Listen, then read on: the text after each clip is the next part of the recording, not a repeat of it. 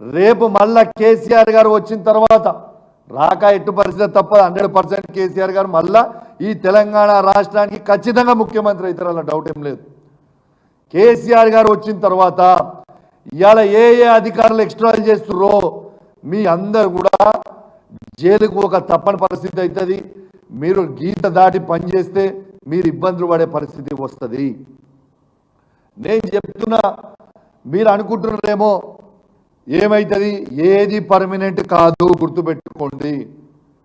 మీ rules ప్రకారం చేయరు తప్పితే అసలు వాస్తవంగా చెప్పాలంటే అసలు వీళ్ళు కూలగొట్టుడు ఏందో నాకు అర్థమవుతుంది. మొన్న మా కిషోర్ గారు చెప్పారు, ఆల్రెడీ హైకోర్టు జడ్జిమెంట్ కాపీ ఉంది.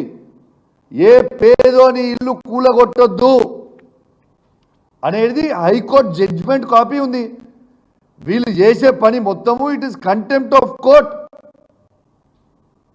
వాళ్ళ జడ్జిమెంట్కి దిస్ ఇస్ ద ఫ్యాక్ట్.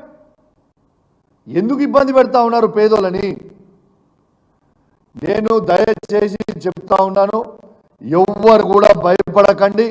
ఖచ్చితంగా ప్రతి పేదవాడికి కేసీఆర్ గారి నాయకత్వంలో బీఆర్ఎస్ పార్టీలో ఉన్న ప్రతి శాసనసభ్యులము, మండలి సభ్యులము, పార్లమెంట్ సభ్యులము, మా బీఆర్ఎస్ పార్టీ ప్రతి సైనికుడు మీతోని అండగా నిల్చుంటాం.